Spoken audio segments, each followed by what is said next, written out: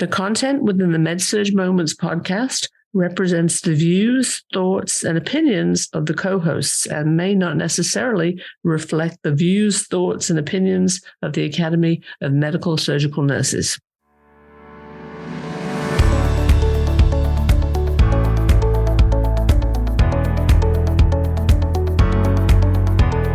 This is Caroline, Parker, Maritess, Neil, and this is Laura.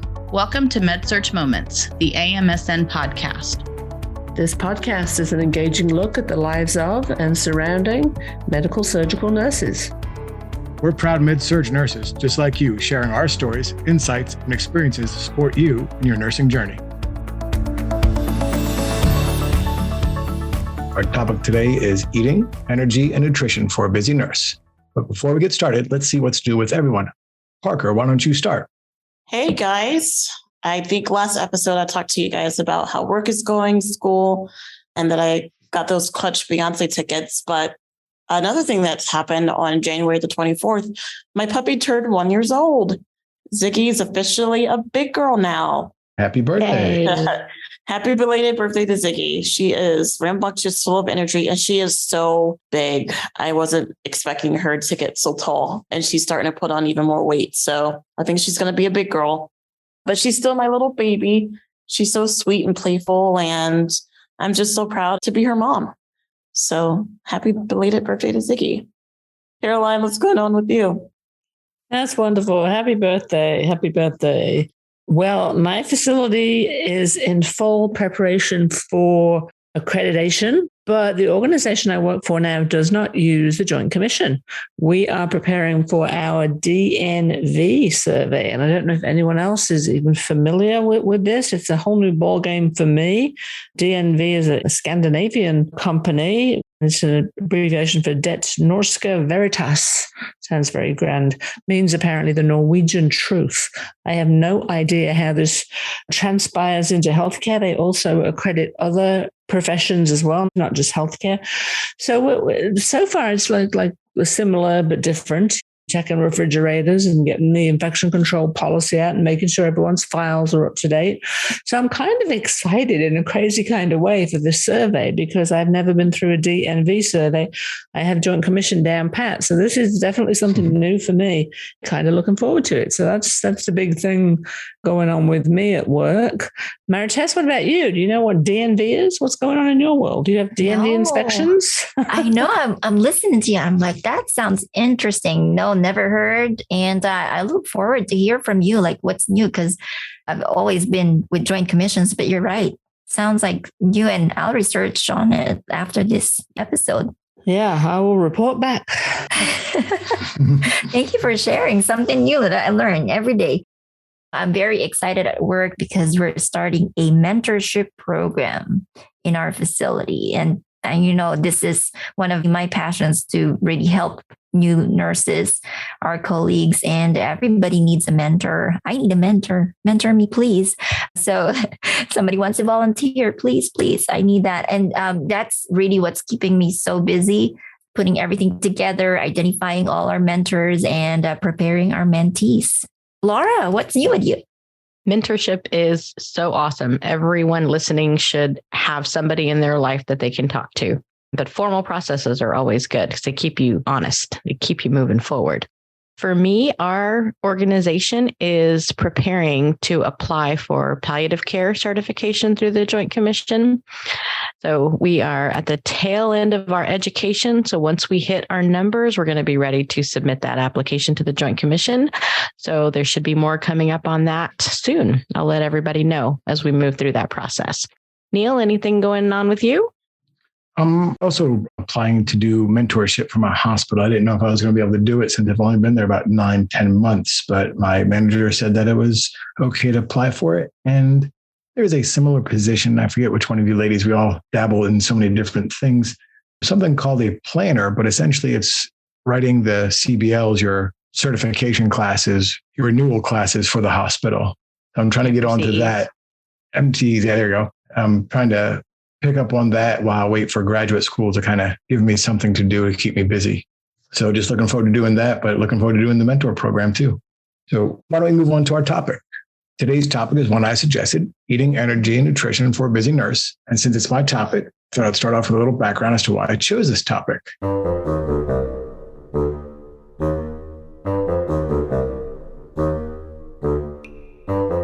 A few years ago, when I was still a full-time float nurse throughout the hospital, I would work my consistent 3 nights, Friday, Saturday, Sunday, and focus on doing my RN to BSN on Monday through Thursday. And unfortunately, I got into the very, very bad habit of Code Red Mountain Dew.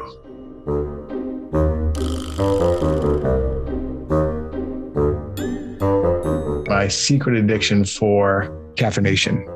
Sometimes you just drink so much coffee, you get a little too familiar with it. And so you change your vices. It was a very hard thing to kick. And I didn't realize I had put on approximately 15 pounds until I temporarily left the hospital and went back into education, teaching a health science class. And I'm embarrassed to say it even to this day, I could not button my khakis when I went for the interview. I had to kind of like leave them a little bit loose and cinch my belt up, and I couldn't close my pants. And I've always prided myself in having a very lean build. And I just said, wow, Neil, you got to do better. To get through that little bump, I turned to a really good alternative in the sense of I was back during the days, Monday through Friday, 7 to 3 o'clock teaching, but I would eat cauliflower rice for my lunch. So it was very easy to kind of drop some of that weight. And I wasn't drinking soda like that. Now that I'm back doing full-time nights, my first cat in the water moment of going like, oh God, I know what happened last time, is to be very conscientious of my nutrition and my energy. And so I've already started setting it up, and I've seen myself keeping my weight at where it's at. I'm approximately 165 pounds. I'm about 6 foot tall, if that gives you kind of an idea. I just started seeing a personal trainer to add some healthy weight to myself. So before I go in for my shift at approximately 4 or 5 o'clock, for my 7 o'clock PM shift, I'll eat high protein. So usually it's chicken, either some cauliflower rice or some regular rice, just depending on my mood. By the way, yes, I've become the biggest fan of cauliflower. Cauliflower rice, cauliflower mashed potatoes, you name it, cauliflower anything. I have my normal cup of coffee on the way in, and I don't do Starbucks sugary drinks. While I'm there through the shift, I will have a protein shake in the middle of the night. And in the morning, I'll have like an instant breakfast drink. And in between those drinks, I will usually have my peanut butter crackers or my Slim Jim beef jerky, some kind of substitute like that for protein and for those carbs and protein throughout the night.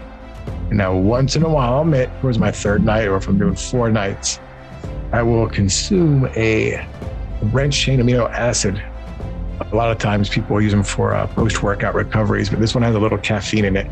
So somewhere in the middle of that branched chain amino acid kind of helps muscle not break down as much. So it's giving me a little bit of amino acid strength, and it has a little bit of caffeine. If it's like my 4th night, my 3rd night, I'll usually drink that somewhere in the middle to kind of help recoup a little bit. So there's nothing worse than an out of shape nurse. And I don't just also mistake that I'm tall and thin, that I'm healthy. I've had times where I've had to huff it down the hall, and I'm like, okay, I need to get on the treadmill sooner than later. What are your thoughts on our energy, our nutrition, and eating for a busy nurse, especially us night nurses? Neil, I bow down to you, first of all, and congratulate you on your health and wellness journey. Pretty impressive. You're 150 pounds and 6 feet tall. That's amazing. From the BMI dietitians of the world to your cardiovascular specialist, praise you for that. That's amazing. I think you've hit the nail on the head with the fact that protein is our new best friend. For me, my challenge is carbohydrates. I never met one that I didn't love. And it's so good. But then afterwards, the bloating and the discomfort and bottom line, the weight gain. So I think for anyone out there looking for a way to sustain a level of energy, a steady level of energy for a 12-hour shift, has to focus on the amount of protein that they're eating, most definitely. Protein is proven to curb appetite, diminish cravings. You really are not hungry if you eat a high protein, low carbohydrate diet. But then you also don't beat yourself up on those days or nights where you just have to go for that extra blast of caffeine in that coffee you just mentioned, or the Mountain Dew. There's nothing. You see the amount of caffeine in a Mountain Dew. Good Lord, it's terrible. But sometimes we all just have to do that. Protein is obviously readily available. It's quick to prepare. Peanut butter is a great source of protein and good fat as well. Nothing like a peanut butter cracker at 2 a.m, right? It just kind of secret keeps, addiction now. or 2 p.m. Exactly. So very rarely these days do I eat pure unadulterated sugar, but on occasions where someone will bring a donut in, my pancreas is going, no, don't do it. Don't do it. I don't have enough insulin. Don't do it. I will say that self-care for night nurses nurses in general is particularly challenging, but especially for night nurses. I've been a nurse it'll be 7 years in August, on nights this whole time. So I've been on nights for close to 7 years now. It's definitely a challenge to care for yourself and make sure that you're eating well. I recently have had a health scare, and it's made me do a 180 with working out consistently and eating well. My routine is at the beginning of the week, I usually go grocery shopping or whenever I'm off, and I've been loading up on fresh fruits and veggies. So I'll take to work with me. I've been taking like a chicken Caesar salad, 2 types of fruits. So usually watermelon, grapes, a protein shake, and that's usually it. So when I get to work, I usually have my protein shake like around 10 or 11. And then I have my actual lunch anywhere between 1 to 3. I've actually lost 9 pounds. Since I started my lifestyle change, going to the gym consistently. Good nutrition really does make a difference. I will say it can get so discouraging. I don't know. I have a pretty heavy social media presence. I'm usually like scrolling through Facebook or Twitter. Just being slammed with like so many fitness and lifestyle videos can be so discouraging, because you usually see people who don't look like you telling you what to do or stuff like that. But if you really aren't active, it can be so discouraging to like look at different workout videos, and everyone's telling you to do like these crazy things. Like, you should see the portions that people are promoting for lifestyle and fitness. It's not sustainable at all. They're like, oh, you just need like 1 boiled egg for breakfast. And like, that's not that's not healthy, because you're not giving your body the nutrients that it needs. And 2, it's not sustainable. So if you do that, you're going to easily just get discouraged. I would tell everyone to get a nutritionist. You pay a copay for your insurance every month. Activate that, get a nutritionist, and they can tell you exactly what you need to be doing, not all of these crazy diet fads and stuff like that. I really am like pushing for a cultural change when it comes to, and I quote, dieting culture. It's so toxic and it's not healthy for people at all. Like, you need to be eating 3 full meals a day. You need to be eating at least 2 snacks a day. You definitely shouldn't be starving yourself. I eat 3 full meals and 2 snacks a day, and have been able to lose those 8 to 9 pounds because I'm eating well and eating nutritious foods. So it's nice to have access to those workout videos and all that stuff on Facebook, but some of those videos are just absolutely ridiculous. Like when they show you, oh, this is what I eat in a day. And I'm like, you're not eating anything. That's a problem. The metabolism, the M word, metabolism comes up on the horizon, and you've got to eat to keep that metabolism going. You've got to eat the right foods to keep that metabolism going. You also have to consider potential underlying health concerns. A little bit of thyroid issues will mess up someone's metabolism very easily. I was certainly privy to that until I could get a real firm diagnosis of hypothyroidism. Never worry about going to your doctor and saying, is it my metabolism? It almost sounds, like you're joking about it, but there can be something going on that triggers that as well. When I've lost some good amount of weight, I've been eating 6 times a day, 3 meals, 3 snacks every 2 or 3 hours. And I didn't eat anything after 6 o'clock at night. This is why I could never work night shift, because I would just waste away. That's another underlying factor to consider. Working nights, you're doing everything in reverse, and you're sleeping when everyone else is awake and vice versa. So I think sometimes we can be hard on ourselves as well because of that. But Neil, you're a living specimen of how it can work. The same with you, Parker, your protein shakes. Starving yourself is not going to help a thing. And I think we forget that sometimes, for sure. Here in North Carolina, there's a gym called O2 Fitness, and they have where you can hire on a personal trainer. And the one I happen to get does do nutrition. And you said it very eloquently, protein, protein, protein, protein. I've never been a big subscriber of any particular keto diet or anything like paleo diet. The one thing I have read enough of is that you will never go wrong for eating a lot of protein. Not only protein, but a protein heavily based diet will get you far. Right. And remember that balance. Remember to have some balance. Yeah. For sure. Because the other underlying health condition to be aware of, obviously, is any kind of renal impairment. Protein is not good for the kidneys if the kidneys are not working, but hopefully the majority of people have healthy enough kidney function that the amount of protein is not going to make too much of a difference. But that's also something to consider before you start on a high protein, low carbohydrate diet, for sure. Oh, yeah. Now, bless you women, thyroids and hormones will throw things out of kilter a lot quicker than us guys. It's true. So unfortunately, it's true. You get that checked. Yeah. Yep. Just my hormones, just my thyroid. Yeah. I think we all are bringing up a very good point. And for me, I'm not the healthiest person. Neil, I'm with you with the Mountain Dew and the coffee. I used to drink like 7 cups of coffee a day. Used to do that. Maritess. But when you said, I was like, oh, yes. Because I was working nights, awake all night. You got to keep focused. But then, some realization, you got to like, okay, this is not healthy anymore. And so I have this principle that I need to listen to my body. And that's what I do. And some people would think I'm crazy. I wake up at 3 a.m. all the time, regardless of the time I sleep. And I don't have a routine, what time to eat, what to eat, like what you said, guys, protein, eggs all the time. And then small, frequent meals. And I listen to my body. If I'm hungry, I eat. If I'm not hungry, I don't eat. Drink a lot of water and exercise. Some would say if you exercise, you get tired. It's the other way around for me. I exercise and that's where I get more energy, and meditate a lot. That's where I get all the energy as well. It's weird doing nothing, but being more productive. So sometimes I use the intermittent fasting. I don't call it intermittent fasting anymore because it's really not eating because I'm not hungry. But when I'm hungry, I eat. When I'm thirsty, I drink. So it's really more of like, do I really wanted to just drink coffee, or is it because I need it? Yeah, I really appreciate this conversation. I think you brought up a really good point there, Maritess. Your body will tell you what it needs when it needs it. And if you have this craving for something sweet, then you almost should just go with that craving, because otherwise you'll deprive yourself and then end up eating 4 times more than you really should.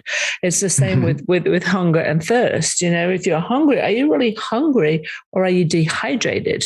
I worked with a nutritionist not that long ago, and she said, before you put some food in your mouth, how much water have you drunk today? Well, it just, me and water just don't go together very well, really. But because as a busy nurse, you drink water, you have to stop and go to the bathroom. And sometimes it's not convenient. I don't have time for that. Don't have time for that. But water is just so important to keep all of your cells hydrated, keeps your brain hydrated, your brain function is sharper, and you're much more likely to be able to make an informed decision about, well, do I really want that donut, or do I just need to have a drink or something? And how often do we not go to the bathroom simply because we don't have time? Well, if we start drinking water, our body's not going to let us wait too much longer. So it's going to force you to get to the bathroom. I know. And as nurses, we become our own worst enemy. We're supposed to be the poster child for health and wellness, but because of the job that we do and the demands that are put upon us, we neglect our own health and wellness sometimes because of that. And so because life is so crazy nowadays, because we are so busy, it's really important that everybody out there realizes that a little bit of self-care and snacking, protein-based, is the way to get your maximum energy and payback from your body, I think. And I'd also like to point out, because I think I can come from the other end of the spectrum. I applaud you guys. You guys have great plans. But for somebody like me, I have struggled with food my whole life. It's one of my coping mechanisms. So I have to be very conscious of that. But it took me a long time to get to that point. And I think we have a very stressful job, and nurses have some very, very, very bad coping mechanisms sometimes. It's important for everybody to be aware. Well, I think recognizing that and being able to kind of say that out loud is really, really important because we all cope with stress in different ways. And for some people, food is an easy go-to. And Parker, you said you'd had a little health scare recently, and that may have been because you weren't taking care of yourself like you should have been, but you probably never gave it a second thought because you were doing so much for other people. So it's very important to recognize for our listeners out there that it is a coping mechanism, and it's very important to talk out loud, get some help, talk it through with someone to see what can be done to improve upon that for sure. Well, part of that goes into what we talked about a couple episodes back with alcohol and drinking. Food isn't illegal. You break bread with somebody, even biblically speaking, to welcome them to your house. So, it's a very legitimate, like you said, kind of crutch to have. Even though I'm tall and lean, I have that Italian sweet tooth on my mom's side of the family where every night I can sit there with a pint of ice cream and watch TV, or I'll go and get chocolate chip cookies, cupcakes, cake, everything but food. It does take some like stepping back and applying a better, what sweets can I have that will give me that sensation? I find that over time, when I think about when we're hungry, the important point we talked about is like listening to your body. There's usually a better alternative to the sweet or the better alternative to a crunch that you can have. And so it's just making that conscious eating of going, okay, I'm in the mood for something sweet. I can have something sweet that's bad, like a Snickers, because I really want one. Or maybe a piece of dark chocolate is going to be a little bit better than that. And so it's just taking some time to be very conscious of what it is your body is craving. It's funny that you mentioned dark chocolate. Dark chocolate covered almonds have been my saving grace. I'm the same as you, Neil. I love sweets. There's a really good cake shop here where I live, and they make their own cakes, and they're amazing. And I used to go 2-3 times a week to get a slice of cake, but I haven't had it in over a month now. It's been really hard, but dark chocolate covered almonds really kind of pushed me back and have been my saving grace and helps me to manage the cravings. So those have been really good for me. There's also cocoa powder covered almonds I've had. So it's chocolate, but it's powdered chocolate. Those are really good too. Those became my go-to for a while for my late night sweet cravings. I will not purchase them, but if you put a bag of chips in front of me, I will tear into some potato chips, but I won't personally buy them. But whoever created the formula of that first crispy, crunchy, salty taste of it, it just makes it addictive. And so I've learned that if I'm going to do something like that, I might as well slice potatoes and bake them in the oven and salt them a little bit healthier for you. The other takeaway here, when you think what our topic is, eating and energy and nutrition, we cannot serve our patients and their families. We cannot serve each other if we're not taking care of ourselves by eating as nutritionally sound as possible. And running for 12 hours, sometimes with very little to eat or drink, we have that syndrome. Well, I was too busy. I was helping with the bath, or I was turning the patient, or I was holding their hand, or, we have to take care of ourselves before we can take care of others. That's kind of one of those fundamental expressions, and nurses are the biggest offenders there. It's too busy, it's too this, it's too that. But at the end of the day, you finish, or end of your night, you finish your shift completely mentally and emotionally and physically drained. And you can definitely avoid that by keeping that level of nutrition on a steady, even keel throughout your shift. So it's okay to take care of yourselves. And I think that's a message out there, because we're very bad at that. Certainly, if for those of you still doing direct bedside care, you've got to keep your strength up so that you can be the excellent nurse that you are. Yeah, I agree those Daisy Award people. Well, those Daisy Award people, that's funny. And of course, what do you get for a Daisy Award? Cinnamon. Right. Cinnamon. Well, you know what I'm trying to say? Because that was one of Patrick's favorites. He had a sweet tooth. And when he was very, very ill towards the end, the only thing he had a taste for were the Cinnabons. Cinnabons, that's what they call them. Why not reward us with some sweets? That's, true story. So that transpires then to nurses, because nurses love food and they love sugary sweet food. But that's the story behind that. Caroline, I like what you mentioned, that you have to take care of yourself. And that is so true when it comes to what you eat. It changes your mood too, as well, right? If you don't sleep well, that also, right? Your behavior, it's all connected. And so it's really important that you take care of all these aspects because it does affect the way you take care of your Most patient. Definitely. How many times have we complained about the patient isn't doing this, the patient isn't doing that? We're no better. Yeah, exactly. Is it really the patient or is it you? Because you didn't take the time to go to bed when you should have done, eat a meal when you should have done, get your rest when you should have done. And we blame it all on the patients. And sometimes that's a little harsh and unfair sometimes. You've just got to kind of turn the camera to face you and say, well, maybe I'm the source of the problem here. My personal trainer there, I've only met with him once to kind of talk over some things. And the one thing he pushed me to do, for every cup of coffee I drink a cup of water. Coffee is a diuretic, so you're going to dehydrate. And he challenged me to drink half my weight in ounces of water to make sure I stay hydrated. My kidneys would hate me if I did that. I mean, They would be just like, where's all this liquid coming from? What are you doing to me? and anything sweet I put in my mouth to drink a cup of water for. He's been very practical. I like him. Yeah, all the good things that are bad for you, and I sometimes when I'm teaching class, I'll say, all the good stuff is bad for you, but enjoy at your peril. Doesn't mean to say you cannot have it, but just enjoy at your peril. And that's a good analogy. For every cup of coffee you drink, have 2 cups of water to flush out the caffeine. Same with alcohol. For every glass of wine, make sure you're drinking water behind it so you don't get so horribly dehydrated. In my younger college days, it was any night I went out indulging in alcoholic beverages, it would be a bottle of Gatorade, 2 Tylenol to compensate. Not knowing back then, it's your electrolyte depletion that makes a hangover. So definitely hydrate. I should have pulled up this article that I've read a few months ago. They said there is a connection with our gut and our emotions and how we interact with other people. And you did mention a very good point, the alcohol, the water, the coffee, the chocolates that we take in. The article did mention something about what we take in. We just didn't realize that, why we are reacting this way. They also said something about how these foods produce these neurotransmitters. And so we react differently based on what we eat, what we drink. Really very important to take note of that, whatever we take in, it does have some effects with our behaviors as well. We're just about out of time. But before we go, let's quickly summarize what we've learned. Drinking copious amounts of Mountain Dew is not a good strategy to staying alert or keeping the pounds off, as we learned very early in this podcast. Eating high protein meals before your shift is a good thing. Snacking on protein if you need to get through the hunger through your shift, such as peanut butter or a handful of nuts. Protein definitely diminishes our cravings. Eating a good salad packed with fruits, vegetables, and you guessed it, good proteins like chicken. Remember, carbs create bloating and discomfort, which can make a shift miserable.